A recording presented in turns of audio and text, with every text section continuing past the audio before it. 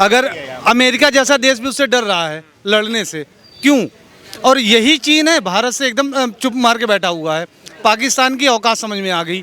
दिल्ली के मुख्यमंत्री ने अपना अस्तित्व जो जीतने के बाद कह रहा था मुझे फ़ोन करिए, वीडियो करिए, कोई रिश्वत ले रहा है, वो किस मुंह से कहेगा जब उसका खुद मिनिस्टर 100-100 करोड़ की रिश्वत ले रहा है और कह रहा है कि नहीं नहीं उसको फंसाया जा रहा है, वो रिश्वतखोर नहीं, उसको जेल में गलती से डाला गया। तो जेल में जितने लोगों को भी डाला गया सबको रिहा कर दो, सबको दिल्ली की सरकार ने गलती से जेल में बंद कर दिया। 2 कौड़ी का नेता हमारे प्रधानमंत्री होने वाले प्रधानमंत्रियों को जनाना कह के 10 साल पहले तो थी ना राहुल गांधी के नेतृत्व में, राहुल गांधी की माँ सरकार चलाती थी, तो कैसा भविष्य था भारत का, कैसी मान सम्मान थी भारत की। अरे इतनी मिट्टी पलीत कर दी थी कि भारत के लोगों को ऐसे सर उठाने में भी तकलीफ होती थी दुनिया के किसी प्लेटफॉर्म पे।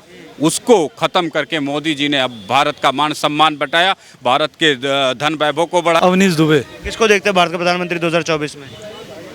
सर कोई उस लायक प्रधानमंत्री दिख नहीं रहा जिसे हम प्रधानमंत्री बना सके। और महागठबंधन हो रहा है, कह रहे हैं कि सब मिलकर मोदी जी को सत्ता से हटाकर फेंक देंगे। सर देखिए, सत्ता से हम किसी को भी हटा दे, क्या कर दे, सब लोग बीजेपी की बुराई करते हैं। बीजेपी अच्छी है बुरी है, मैं किसी पार्टी की ना तारीफ में कर रहा ना अच्छा ही कह रहा, बस इतना कह रहा हूँ बीजेपी ने जो कर दिया है, आपकी कांग्रेस, आपकी सपा, बसपा, जितने भी पार्टीज हैं अभी तक किसी ने नहीं कर पाया है। ऐसा क्या कर दिया बताइए? कश्मीर में अभी हटा, 80A हटा धारा। आज हमारा भारत आज़ाद हुए 35 से भारत आज़ाद हुए आज 70 साल हो गए हैं, आज तक किसी ने हटाया? लोग कहते हैं मोदी ने किया क्या? आज भारत में जो ये लोग कह रहे हैं नहीं, अभी कह रहे हैं कि तुष्टीकरण हम नहीं कर पा रहे हैं। हमें आप ये बताइए, ये चीन आप देख रहे हैं हमारे भारत का डबल है। आप यूँ कह लीजिए किसी भी चीज़ में ले लो, पूरे फाइनेंस में वर्ल्ड फाइनेंस में नंबर 1 कंट्रीज़ है। अगर अमेरिका जैसा देश भी उससे डर रहा है लड़ने से, क्यों? और यही चीन है भारत से एकदम चुप मार के बैठा हुआ है। पाकिस्तान की औकात समझ में आ गई क्या है। ऐसा नहीं है किसी की बुराई करना किसी की। हाँ, अगर कोई प्रेजेंट में भावी अगर कोई कहा जा सकता है तो मैं वो राहुल गांधी का नाम लूँगा। लोग उन्हें पप्पू कहते हैं। ज़रा हमें कोई बता दे, पूरे भारत का साक्षरता विकास ज़रा आप देख लीजिए, उस साक्षर में उनके कितना पढ़ा लिखा, आप किसी एक राजनेता को बता दीजिए। मैं फिर आप कहिए, हमें किसी एक राजनेता का नाम बता दो आप। राहुल गांधी है वो। पर क्या पढ़ना लिखना, एक डिग्री ले लेना वो प्रधानमंत्री पद की योग्यता डिसाइड करता है? क्योंकि देश में तो ऐसे पढ़े लिखे लोग भी हैं, उनसे ज़्यादा पढ़े लिखे लोग जो शायद बेरोजगार भी बैठे हों। देखिए भैया, हम जब जाते हैं किसी SI, दरोगा, कांस्टेबल, SP या IAS PCS किसी वैकेंसी के लिए, उसमें कहा जाता है भाई साहब 50% होना चाहिए इसका ग्रेजुएशन में। और जो वहाँ पे PM के पास बैठे रहते हैं, जो उन्हें दिशा निर्देश देते हैं, वो हमारे और आपके IAS ही रहते हैं।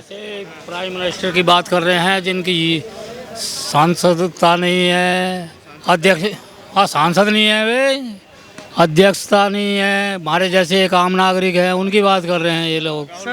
सर देखिए, मोदी जी की मैं बात बताऊं, मोदी जी ने जो कर रहे हैं अच्छा कर रहे हैं। बीजेपी की मैं अगर बात बताऊं, अगर आप रोजगारी देखेंगे, गवर्नमेंट एम्प्लॉयज़ वो घट गई है। रोजगारी की बात यह है कि हमारे 2 नंबर के धंधे कम हो गए, हमें अपने शौक कम कर लेने चाहिए, जनता के साथ मिलकर चलना चाहिए, मेहनत करके खाना कमाना चाहिए। रोजगार तो मिल रहा है, वैकेंसीज तो निकल ही रही है, जितनी पहले निकलती थी उतनी निकल रही है। हाँ, निकल रही है। आप IAS क्या गूगल उठा के देखिए, मैं IAS का क्या प्रिपरेशन कर रहा हूँ। IAS PCS क्या वैकेंसीज पे देखिए, नजर डालिए। अब की बार जो IAS की वैकेंसी आई है 326 वैकेंसी आई पूरे भारत में, जबकि इतनी नहीं आती थी, और ज़्यादा आती थी।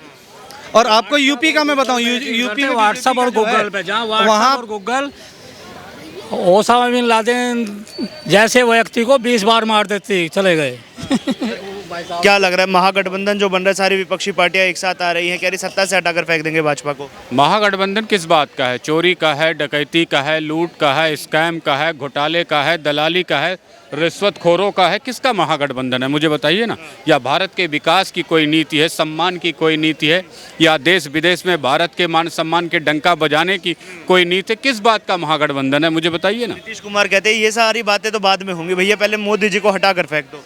हाँ, सत्ता से हटा दो बिल्कुल। राष्ट्र के सम्मान के लिए लड़ रहा हो उसको हटा के फेंक दो, जो बिहार के मान सम्मान के लिए लड़ रहा हो उस पे एनएसए लगा के उसका जीवन नस्तो नाबूद कर दो। जो बिहार के मान सम्मान, बेटियों के मान सम्मान और राज्य के मान सम्मान के लिए छोटे छोटे बेटे स्कूल कॉलेज यूनिवर्सिटी कैंपस से निकल रहे हैं, उनका कैरेक्टर उनके जीवन को बर्बाद कर दो।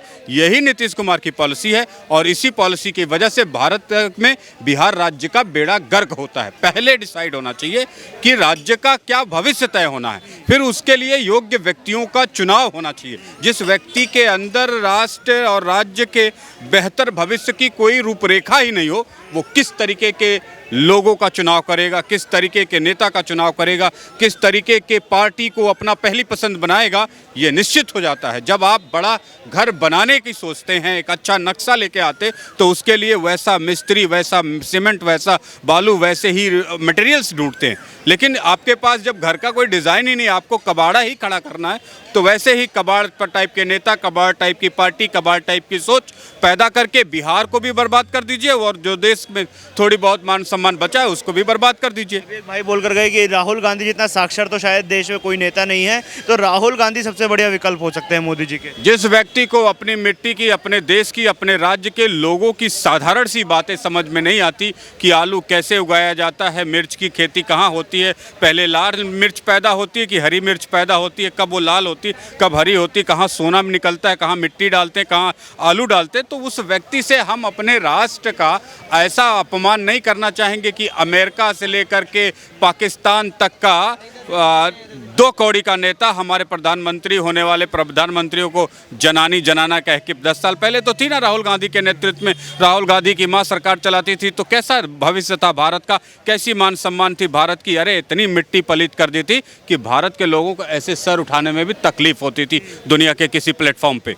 उसको ख़त्म करके मोदी जी ने अब भारत का मान सम्मान बढ़ाया, भारत के धन वैभव को बढ़ाया। तो एक बार जैसे भारत के लोगों ने अटल बिहारी वाजपेयी को हटा के ले आए थे ना कांग्रेस को, मनमोहन सिंह 10 साल में चाट के समाप्त कर दिया इस राज्य को, इस देश को, वही हालत इस बार भी ना हो, इसलिए देशवासियों को सजग रहना है। इस बार नून रोटी भी खाओ परंतु कांग्रेसियों को मत लाना, नहीं तो अटल बिहारी वाजपेयी की तरह सोने की तरह चमकने वाला इंडिया फिर एक बार मिट्टी पलीत हो जाएगी, मान सम्मान रौदा जाएगा और पूरी दुनिया में भारत बदनाम और बेइज्जत होगा। दिल्ली के मुख्यमंत्री जो स्वर्गीय शीला दीक्षित को गाली देकर, भ्रष्टाचारी बोलकर सत्ता में आए, एक फाइलें लेकर घूमते तो बहुत सारी, हर नेता के लिए मेरे पास ये भ्रष्टाचारी है, इनकी ये फाइल है, इनका ये स्विस बैंक अकाउंट नंबर है, जिन सबको उन्होंने भ्रष्टाचारी का, आज उन सबके साथ बैठक करते हैं, हाथ में हाथ मिलाकर फोटो खिंचवाते हैं। दोहरा चरित्र क्या दिखाता है अरविंद केजरीवाल का? तमाम भ्रष्टाचारियों के साथ साठगांठ करने वाले अरविंद केजरीवाल आम आदमी पार्टी के नेताओं से मैं पूछना चाहूँगा, जब से तुम सत्ता में बैठे हो 8 साल में 18,000 बेटियों के रेप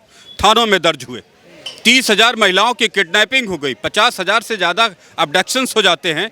मैं पूछना चाहता हूं उन 30,000 बेटियों का जिनके साथ रेप हुआ, जिनके साथ अपहरण जैसी घटनाएं हुई, वो उन बेटियों के साथ दिल्ली का मुख्यमंत्री कहता है मेरी जिम्मेदारी नहीं। अभी साक्षी मलिक का मर्डर केस है, कहता है मेरी जिम्मेदारी नहीं, ये राज्यपाल की जिम्मेदारी है।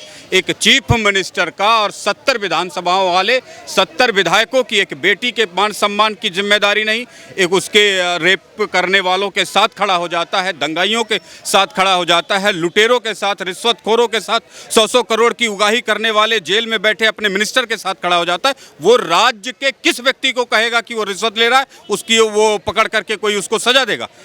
आपके राज्य में पॉल्यूशन से लोग दम घुटा जीवन जी रहे हैं, मरने के लिए कागार पे पहुंच चुके हैं, 1 इंच भी सफाई का कहीं कोना नजर नहीं आता है। दिल्ली में पिछले 70 सालों से ओवरलोड डीटीसी बसेस चलती हैं, taxi, tempo, pedal rickshaw, battery rickshaw, नंगे पैरों से रिक्शा चलाने वाले की रोजी रोटी पर डाका मारती हैं। कौन है जो उसको रोकेगा? दिल्ली का मुख्यमंत्री है जिम्मेदार कि नहीं जिम्मेदार है? क्राइम के नाम पे तुम बढ़ते जा रहे हो, अपराध के नाम पर तुम बढ़ते जा रहे हो, घोटालों के साथ तुम्हारी साढ़ू और बहनोई के रिश्ते जुड़ते जा रहे हैं, तुम सबके मित्र बनते जा रहे हो। किस अधिकारी को तुम कहोगे कि तुम रिश्वत ले रहे हो, मैं तुम्हें रोकूंगा? वो भी तो नहीं कह सकने की हैसियत अब मुख्यमंत्री भी दिल्ली में रह गई है। इसलिए दिल्ली के मुख्यमंत्री ने अपना अस्तित्व, जो जीतने के बाद कह रहा था मुझे फ़ोन करिए, वीडियो करिए, कोई रिश्वत ले रहा है, वो किस मुंह से कहेगा जब उसका खुद मिनिस्टर 100-100 करोड़ की रिश्वत ले रहा है और कह रहा है कि नहीं नहीं उसको फंसाया जा रहा है, वो रिश्वतखोर नहीं, उसको जेल में गलती से डाला गया। तो जेल में जितने लोगों को भी डाला गया सबको रिहा कर दो, सबको दिल्ली की सरकार ने गलती से जेल में बंद कर दिया, दिल्ली की पुलिस ने गलती से बंद कर दिया, कोई भी जेल में रहने के लायक नहीं। एक्चुअली मोरल ऑफ कैरेक्टर ये है कि दिल्ली के मुख्यमंत्री के पास ना चोरों को डांटने का हक है, ना रिश्वतखोरों को डांटने का हक है, ना किसी अधिकारी पर एक्शन लेने का हक है, ना पोल्यूशन पर उसका कोई परफेक्ट वर्क है, ना पॉपुलेशन पर कोई परफेक्ट वर्क है, ना क्रिमिनल्स पर, रेपिस्ट पर, दंगाइयों पर। यहाँ तक कि जहाँ उसकी नैतिक जिम्मेदारी बनती है, चाहे 42 लोग कुछ दिन पहले दिल्ली में बिहार के मजदूर जल के मर गए थे बर्फ़खाना के पास फैक्ट्री में, बोला मेरी जिम्मेदारी नहीं। दिल्ली में दंगा इसका पार्टी का नेता, इसके पार्टी के लोग पार्षद करते रहे, 54 लोगों की लाशें ढेर हो गई, ना जाने कितनों के पेट फाड़ दिए गए, पीठ फाड़ दी गई, कहता है मेरी जिम्मेदारी नहीं। दिल्ली में एक साक्षी मलिक का मर्डर अभी जस्ट लेटेस्ट हुआ है, उस पर भी कहते हैं कि मेरी जिम्मेदारी नहीं, दिल्ली के एलजी की जिम्मेदारी। दिल्ली के विधानसभा में 70 विधायक जो बैठते हैं, जिनकी देश के राज्य के सम्मान के प्रति जिम्मेदारी है, उनकी जिम्मेदारी नहीं लेगा तो ये दिल्ली के कौन सा व्यक्ति जिम्मेदारी लेगा, मुझे बताइए आप।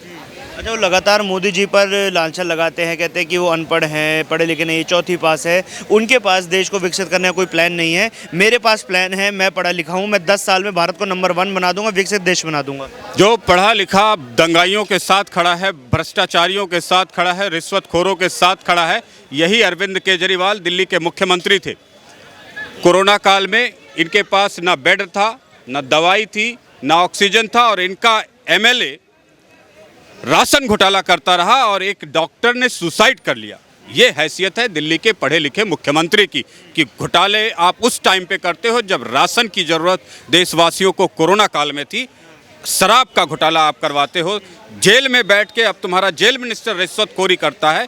ये ऐसे आईआईटी पास चीफ मिनिस्टर कहाँ मिलेंगे जहाँ दिल्ली की यमुना गंदी हो, दिल्ली का हर एक कोना पोल्यूशन से दम तोड़ रहा हो, अपराध 7वें आसमान पर हो, 18,000 बेटियों का 8 साल में रेप हो गया हो, 30,000 महिलाओं की किडनैपिंग हो गई हो, और न जाने बच्चों का हाथ छूटते ही ऐसा लगता है कि उनकी कोई छोट छीन के लेके भाग जाएगा, माँओं के दिल धड़कने लगते हैं, 1 मिनट उनका बच्चा उनकी उंगली छोड़ देता है।